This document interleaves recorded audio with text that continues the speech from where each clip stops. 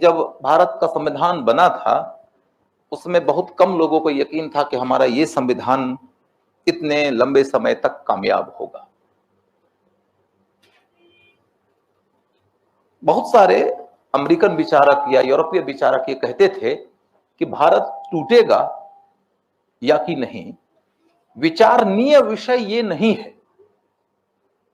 जो विषय विचारणीय है वह यह कि भारत कब टूटेगा। लेकिन हिंदुस्तान का कॉन्स्टिट्यूशन सरवाइव किया। इस कॉन्स्टिट्यूशन के सर्वाइवल में तीन बातों की बड़ी महत्वपूर्ण भूमिका थी।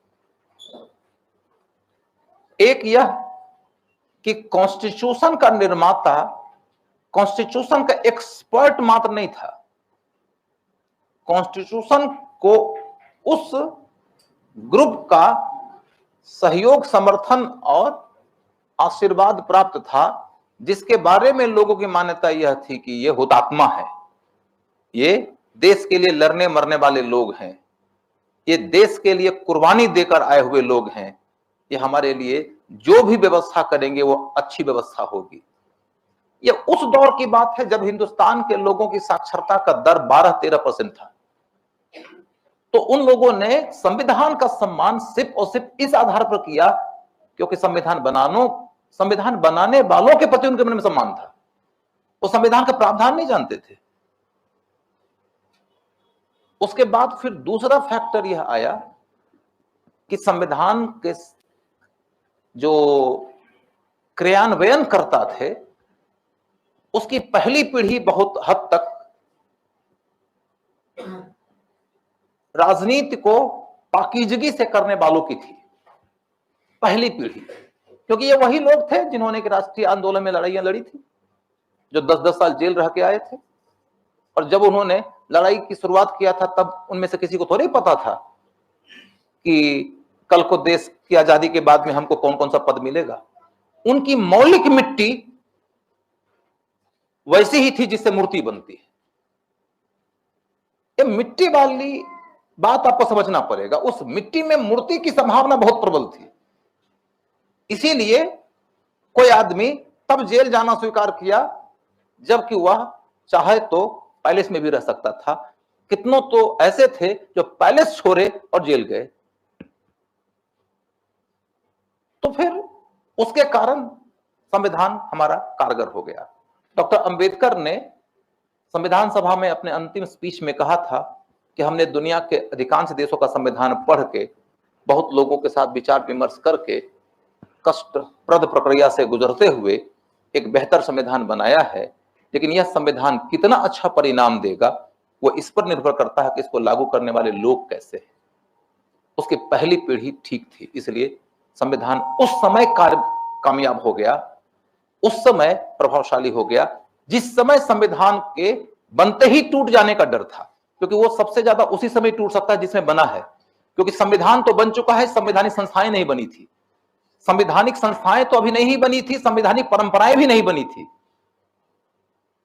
और जब देश का पहला प्रधानमंत्री चुनावी सभा में जाता था तो लोग कहते थे राजा जवाहर जिंदाबाद।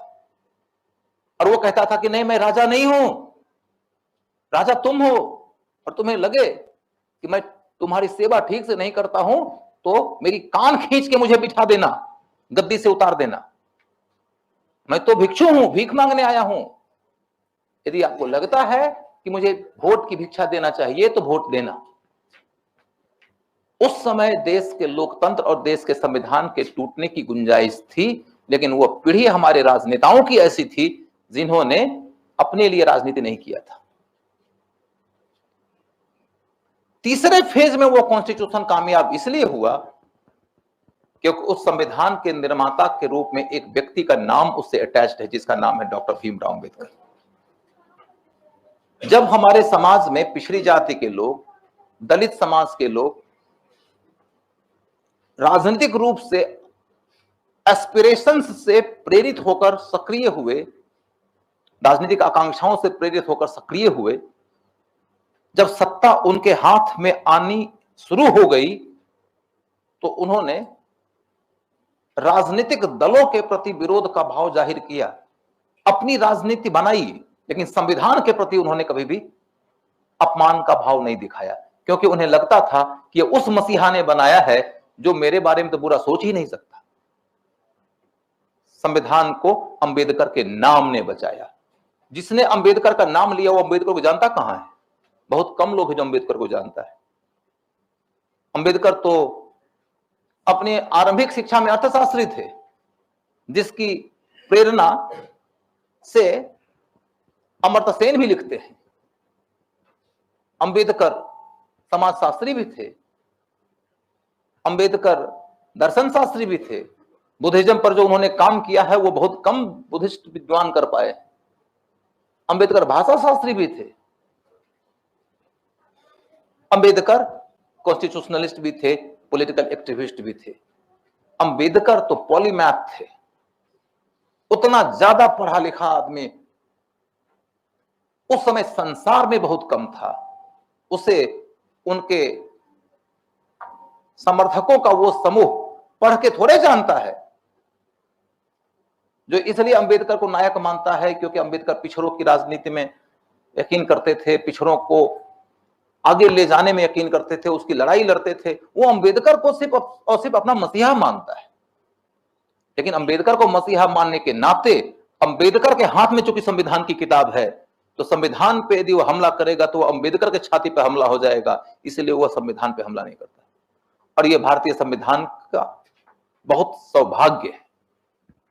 और यहां पर आपको गांधी का भी विजडम नजर आएगा कि गांधी ने आखिर क्यों संविधान सभा के सामने यह प्रस्ताव रखा था कि ड्राफ्टिंग कमेटी का हेड अंबेडकर को बनाओ।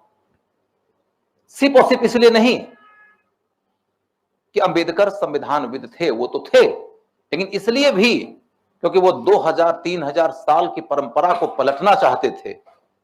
और वो ये जानते थे कि राजनीति जब अगले दौर में करवट बदलेगी तो सत्ता सबसे पीछे के तबके के लोगों के हाथ में जाएगी, और सत्ता जब सबसे पीछे के तबके के हाथ में जाएगी उस समय संविधान में उसका यकीन रहेगा, क्योंकि उस संविधान के निर्माता के रूप में अंबेडकर का नाम रहेगा। संविधान वहां तक बच गया।